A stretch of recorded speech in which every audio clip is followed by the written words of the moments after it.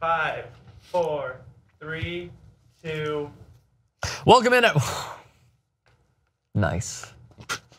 Nice. Can I see that one more time? Nice. Oh, now bring us back. Oh. And the funny thing is, it's like an updated MacBook Pro. Oh yeah. More like a Mac Air. Oh yeah. Hello everyone, welcome into this morning's edition of TYT Sports. I am Rick, that is Jason. Different set, same Jews. Jerks and Turks of the weekend, we do this every freaking Monday morning. I'm gonna go first, since it came to my one shot. My Turk of the weekend is a guy who usually hits people, and then he hits them little mini footballs. His name is Jeff Heath, safety for the Dallas Cowboys. He last was a kicker in high school. Now, why is he the freaking Turk of my weekend? What was this, week 7? Wow, 7 weeks already. So the reason being is because Dan Bailey suffered a groin injury in, I believe, the second quarter of the Cowboys' blowout win to the CJ Beathard's in San Francisco. So nonetheless, he made 2 of 3 point afters, and he also, I think, had 3 kickoffs. One of them actually went to the goal line. Granted, it was muffed by one 49ers player. It doesn't matter. The fact that he kicked he had a few kickoffs, and then not only that, he made 2 of 3 point afters, when we have to recollect that this guy right here was kicking from the 33-yard line. So it's even that much more uber impressive. One of them he stoinked, but the other one actually went off the goalpost and in. So that was pretty cool. Via ESPN, the last non-kicker / punter to make multiple extra points in a game, linebacker Ted Thompson, the current GM of the Green Bay Packers, when he made 4 of them for the not Texans Houston Oilers in 1980. So not only is he a linebacker, not only is he a GM, but he can kick a fucking football. So mazel tov to Jeff Heath, who is no doubt going to be replaced this week for week number 8, but still very cool to see players who are not at their respective positions succeeding, Jason. So I thought that was pretty cool. You said Jeff Heath played, he was a kicker at one point? He was you know how like in high school? Yeah, you play 7 positions? That was one of them. He was one, okay, so it wasn't in college. No, he wasn't just like, oh, he's a kicker. Oh wait, he also can hit people pretty well. So right, he's also a really good defensive back. Yeah, that happened. Yeah, that's awesome. Good for Jeff Heath. Look, kickers deserve way more attention as it is. We were talking about this. It was the most entertaining portion of the Cowboys 49ers game. Well, aside from Ezekiel Elliott's run. I was going to say Ezekiel Elliott's mainly made by the incredible offensive line that he has. Yeah, one of them was a screen pass though that he turns on the Jets, man, and that Judge's vacation was very, very timely for Ezekiel Elliott to blow out the 49ers. I took the 49ers. Eddie Jackson's Did my you Turk. really? Yeah, I took the 49ers. It was a home underdog. They were getting enough points, and I was like, this makes sense. I didn't think that Zeke was playing, and then the Judge went on vacation, so Zeke was playing. So I'm an idiot. Nice timeliness for the Judge to go. Yeah, it was soaking the sun. It's appropriate. Eddie Jackson, the Bears. Bears. Safety for the Chicago Bears. If people don't know about Eddie Jackson, well, he had a season-ending awful leg injury. Broke his leg in college for Alabama.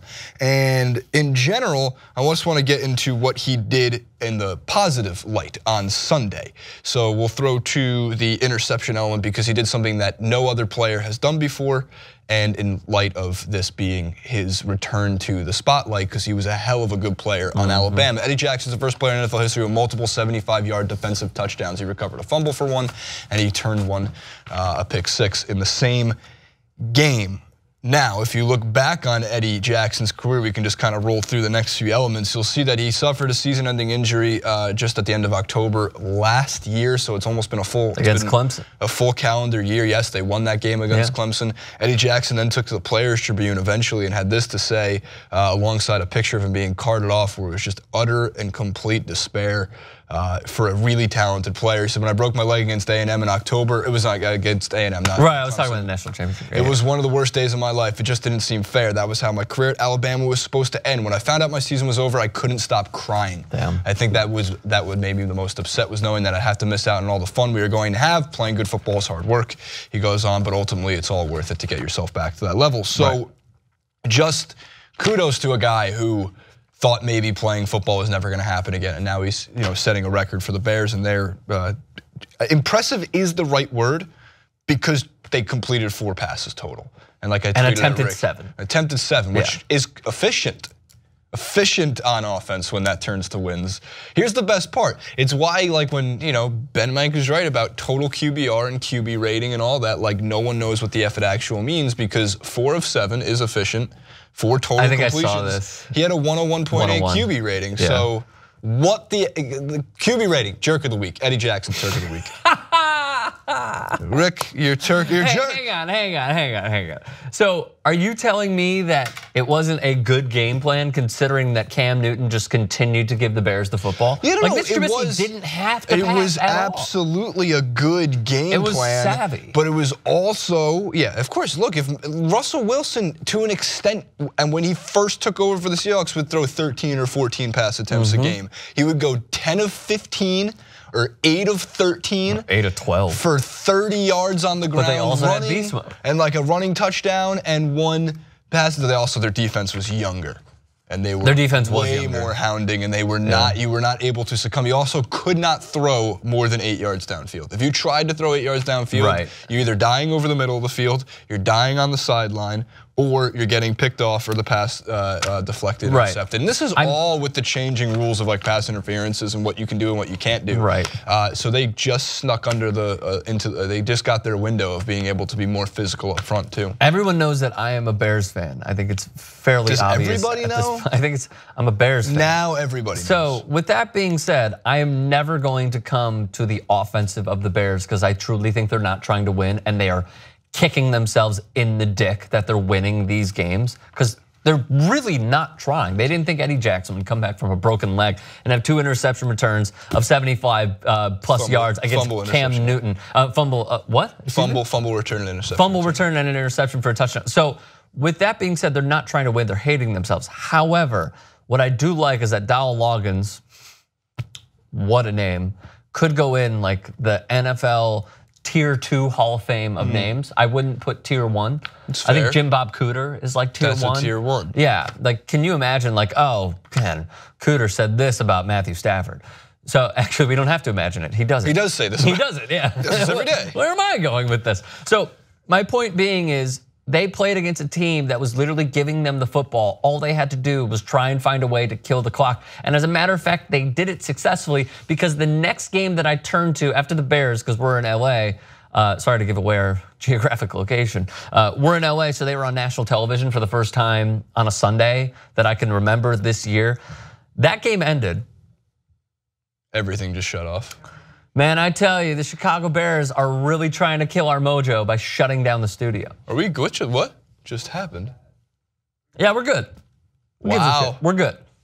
I'm telling you, Roger Goodell, Donald Trump, and the Chicago Bears are all teaming up to shut us down. But boy, they can't. That's fair. Real quick. So okay, because we got to move to jerks. Yeah. My point being is, they were going against a team that gave them the football. Their game ended so quickly because they killed the clock. There were 10 minutes left in a majority of the 12 o'clock game still when the Bears game ended. True. So they did it successfully. My jerk of the week of week 7 is the New Orleans Saints coaching staff. Here's why. End of the first half, Mason Crosby, 59-yard field goal attempt. In the last 3 years, his longest field goal has been 53 yards. Now, usually we've seen this with the Bears against the Giants, unfortunately, when Devin Hester would go back and even returned it for a touchdown, put on the Jets, and it helped them to victory in New York. This was many years ago, but we've seen it in the NFL. The one thing you do, if a team is lining up for at least a 52, what do? You just put a guy in the end zone. You put a guy in the fucking end zone. And they didn't. And he missed it by about 6 yards. Now, look, shoot or shoot, okay? My opinion is, if you want to try and score points, and granted they won this game by more than a touchdown, they won by 2 scores. Nonetheless, if you want to try and tack it on, a tough place to go is Lambeau Field and win, even against Brett Hundley, it doesn't matter.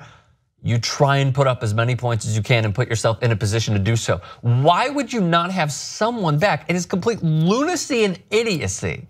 Knowing that this guy, his career long is 58, but that was 6 years ago. He's 33, Skull Buffs. Nonetheless, Mason Crosby's a buff? Oh, yeah. Nice. Nonetheless, why wouldn't you put somebody back? It is idiocy. Am I saying that they deserve to lose the game? Fuck no, absolutely not. But what they should try and do is score as many points as you possibly can and just take a chance by putting one of the 11 guys on the field back and rush 10. Or if you want to drop 3, rush 7. The only thing I can think of is because anytime it's, especially with a kicker who can't kick it or doesn't normally kick it more than 50 yards, 53 yards being as clearly long in this case. The trajectory of the kick has to be lower. It can't be like these chip shots like you used to see with the extra point. Like no matter what, those aren't getting blocked that often because they're shooting it 300 yards in the air.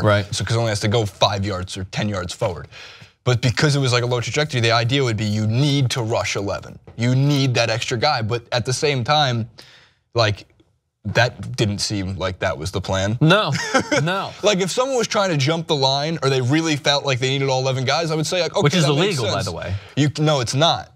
Jumping the line? You can jump the line if you don't touch anybody. The Patriots, really? Yes, the Patriots do this all the time. If you don't touch your player or their player. Rodney Harrison used to do it. Julius Peppers has done it before. I thought they got flagged though because you're not allowed to jump over anybody. You are it's allowed. The center that you're not allowed to have any contact with. You're not allowed to have any contact with any of your players to help you get up. But if you jump and don't touch a person, the Patriots did, I think, in week 1 this year too. It's fair, it's legal. And you wonder why my girlfriend hates football. You realize she's right. There's too many stupid rules. You realize how hard that is to jump the line and not touch anybody? Usually you use them as like a springboard. But that was the old rule. It should be like, all right, everyone, pyramid formation. We're gonna go for it. Pyramid formation. Can you imagine? What was the name of that horrible? Don't you dare say Bring It On was a bad movie. Bring It On's a great movie. But go on. Why? The funny thing is, I looked at Skip, and Skip was like, I don't know. My mind went to like cheerleading. It went to Bring It On. The first one, the other was that Kristen Dunst? Yeah, Elijah Dushku. Gabrielle Union. And Elijah Dushku. Oh, Gabrielle Union has some interesting things to say about what Dwayne Wade likes. That was something. It's ass-eating season. That's what's not. I was trying to find a way. Not what she said, but it's what she said. In a way, she called him an asshole. Can we just say that? Oh, good. It's the internet. So, oh my God. So ridiculous. Where was I going? I'm being very immature. Jumping the line, pyramid formation, cheerleaders. Oh, what's the name of the movie where they shit in each other's mouths? The human centipede. Yeah. That's where you were going with it? Yeah. Jesus Christ, we could not be on whether happy movie about cheerleaders and about the human centipede from South Park. The Colts, I'm gonna make this really quick. The Colts are my jerk of the week. If you think the Phoenix Suns are a franchise in disarray, you should move to Indianapolis. Here are some of the tweets following the game. I feel bad for the Colts. I don't anymore. Does this feel like I don't feel bad anymore because they've done nothing. Even if Andrew Luck was there, he couldn't salvage this disaster. Does this feel like a low point? It kind of does, to be honest with you. That's what Jack Doyle said. T.Y. Hilton blamed the offensive line. And let's get to those pictures because Chuck Pagano doesn't even but it's not right to not challenge it. Like, oh no, I'm talking about T.Y. Hilton. Oh, T.Y. Hilton, yeah. He's in this 100% case, accurate. This ball was going to be because of that awful end zone rule where if you lose possession and it goes out of the back of the end zone, it's a touchback. Of course, we had to touch back for the Colts. So in this case, they could have gotten 4 That's good work points. there, Ja'Cory. It was their first shutout since. I'm sorry, more than that. Where is it? Because they were saying the 2011 Colts didn't even get shut out. And my favorite tweet was the Colts aren't good enough to be this stupid. That's from Greg Doyle, which is just brilliant. Yeah, you should have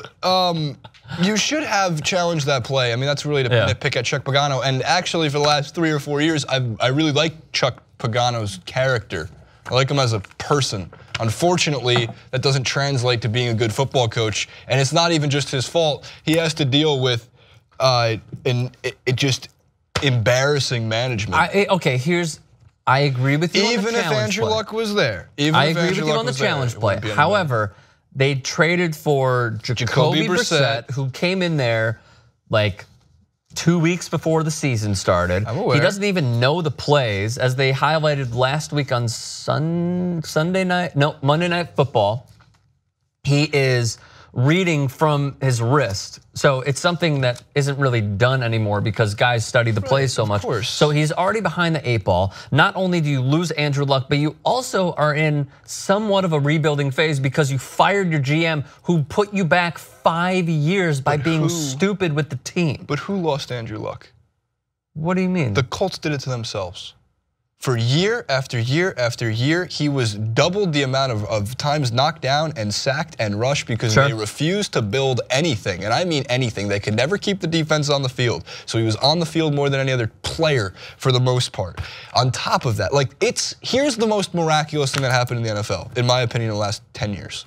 Andrew Luck taking a 12-4 awful Colts team to the AFC Championship game. That is one of the greatest accomplishments I've seen from any of these quarterbacks. I think the comeback against the Chiefs is also, it's in there, but it's also one of the most impressive things I've ever seen. The jerks are the Colts. And look, I think Jacoby Brissett could be, Jacoby Palmer Brissett. I thought Jacoby Brissett showed some good signs when he was in New England, and then obviously being everyone shows good signs of course in New England. So making that trade, but like it just kind of shows that okay, now you just pretty much bought a nice or traded for a nice backup to maybe Andrew Luck if he even plays the season. If Andrew Luck is smart, he don't take a snap this season. If Andrew Luck is smart, he does whatever he can to get the F out of Indy. Okay, my point is, did the Colts bring it on themselves? Yes. Yeah. 100%. Yeah, probably. But they also put themselves so far behind by getting a quarterback in a few weeks before the season and a GM who completely ruined everything that they had. Now, can a quarterback possibly overcloud all of that in order to better the team? Here's an example. Yeah, maybe, but their GM screwed them. And I'm blanking on his name, but he got fired. The Vikings did the same thing. They brought in Sam Bradford with 3 days before his first game after Teddy Bridgewater got injured, and I actually hope that Teddy Bridgewater can come back and play, or somebody can sign him. Wait, sign him? Or trade for him, free agency eventually, whatever it might be. He'll probably be a cheap option because the injury. Teddy Bridgewater? Yeah. You don't think the Vikings will try and take a chance on him and bring him back? Well, it depends what they want to do with Sam Bradford. Depends on his injuries. Oh, I think the writing on the wall is with Sam Bradford, don't you think? He's been a quarterback who's underachieved since he came out of Oklahoma, and he's going to hit free agency. More injured than Bridgewater.